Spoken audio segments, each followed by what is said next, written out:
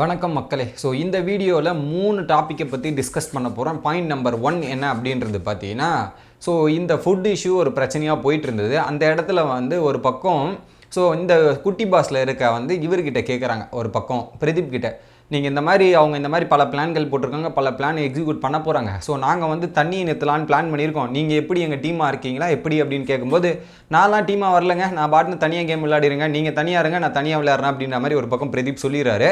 அப்போ வந்து என்ன கேட்குறாருன்னா, அந்த பிரச்சனை உருவான ரீசனை கரெக்டாக கேட்குறாரு.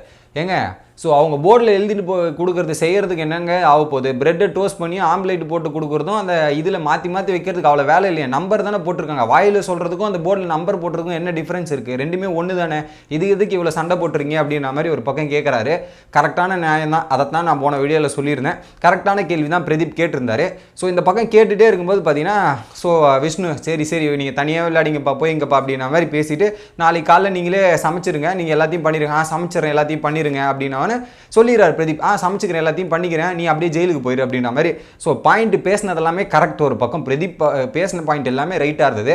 அந்த ஜெயிலுக்கு போகிறது இதெல்லாம் எதுக்கு சொல்கிறது, அதை அப்படியே அவாய்ட் பண்ணியிருக்கலாம். ஸோ இவரே வந்து பேசுகிற பாயிண்ட்லாம் எடுத்துகிட்டு போகிறார். கடைசியில் எதனா ஒரு வார்த்தை விட்டு அது அப்படியே அவருக்கு பேக்லாக்காக நின்று போகுது. ஸோ அதை சொல்லாமல் தவிர்த்துருந்தா இன்னும் நல்லா இருந்திருக்கும்.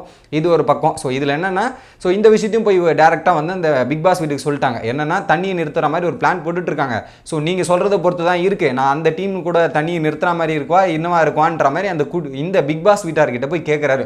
ஏங்க, இந்த டீமாக இருந்தால் இன்னும் இந்த டீமாக கூட விளையாடணும், இல்லை இதில் இந்த டீமில் இருந்து அந்த டீமுக்கு போய் விளையாடுறாரு பிரதீப். ஸோ அவர் தனியாக விளையாடனா யாருமே டிஸ்கஸ் பண்ணாமல் என்னோட ஸ்டாண்ட் இது, அந்த வீடும் கிடையாது இந்த வீடும் கிடையாதுன்ற மாதிரி தனியாக விளையாடலாம். இதை போய் அவங்ககிட்ட சொல்லி நீங்கள் சொல்லுங்கள் நான் எப்படி விளையாடணுன்றது டிஸ்கஸ் பண்ணுறதே தேவையில்லைன்னு நான் நினைக்கிறேன். பாயிண்ட் நம்பர் 1 இதுதான்.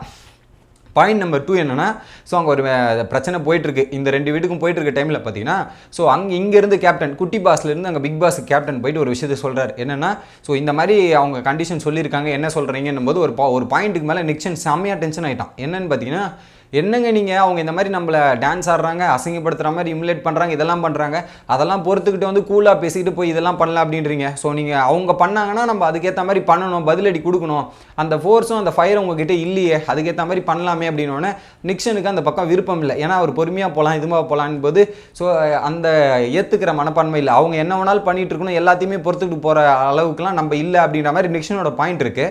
பட் அந்த அளவுக்கு அவர் கேட்கல, கேப்டன் கேட்கலால வெளிநடப்பு அங்கேருந்து அந்த குரூப்பாக டிஸ்கஷன்லேருந்து வெளிநடப்பு செஞ்சுட்டு நீங்கள் எப்படி வேணாலும் போய்ங்க, எனக்கும் உங்களுக்கும் சம்மந்தம் இல்லை, நான் எதுவும் பண்ண மாட்டேன், நான் எடுத்த ப்ரொஃபஷனில் ஃபாலை கூட கொடுத்துட்றேன், எல்லாம் நீங்கள் குடிச்சுப்பீங்க இல்லைனா கீழே கூட ஊற்றிங்க, எனக்கு அந்த கவலை இல்லைன்ற மாதிரி நிக்சன் ஒரு மாதிரி டென்ஷன் ஆகிட்டு வெளியே போயிட்டான். ஏன்னா அந்த அளவுக்கு அவங்க ப்ரெஷர் பண்ணுறாங்க, நீ சைலண்டாக உட்காந்துட்டு இந்த மாதிரி கேம் விளையாடுறே அப்படின்ற மாதிரி கடுப்பாகி நிக்சன் ஒரு பக்கம் வெளியே போயிட்டாரு. பாயிண்ட் நம்பர் 2 இதுவா. 3வது விஷயம் என்ன நடக்குதுன்னு பார்த்தீங்கன்னா, இன்னொரு பக்கம் பூர்ணிமா வந்து ஸோ அவங்க சாரி கேட்க மாட்டாங்க, ஒரு பக்கம் சாரிலாம் கேட்க மாட்டாங்க, எதுக்கு நீங்கள் போய் கேட்டு பாருங்கள், ஸோ அவங்க கேட்டால் பார்த்துக்கலாம், இல்லைனா அப்படியே விட்டுறலாம் அப்படின்ற மாதிரி சொல்லிவிட்டு இன்னொரு வாட்டி ஜோவிகா கிட்ட என்ன சொல்கிறாங்கன்னா, ஸோ அவங்க வந்து இந்த கீழ்த்தனமான கேம்லாம் விளையாடுனாங்க, அவங்க விளையாடிடும், நம்ம டீசெண்டாக என்ன கேம் விளையாடுமோ அதுக்கேற்ற மாதிரி விளையாடலாம், இதில் வந்து நம்ம எதுவுமே பண்ண வேணாம், இதுக்கான பலன் வந்து நமக்கு வீக்கெண்ட் எபிசோடில் கண்டிப்பாக கிடைக்கும்ன்ற மாதிரி ஒரு பக்கம் பூர்ணிமாவோட திட்டமாக இருக்குது. பட் எல்லாமே நடந்து முடிஞ்சிருச்சு, அதோட பிரச்சனை சால்வ் என்ன இதெல்லாம் நடந்து முடிஞ்சிச்சு. ஸோ அதில் நடந்த ஒரு சில ஹைலைட்ஸ்லாம் சொல்ல மறந்துட்டேன், அதுதான் இந்த வீடியோவில் சொன்னேன். நீங்கள் என்ன நினைக்கிறீங்க அப்படின்றத கமெண்ட் பண்ணுங்கள். வீடியோ பிடிச்சிருந்தா மறக்காமல் லைக் பண்ணுங்கள்.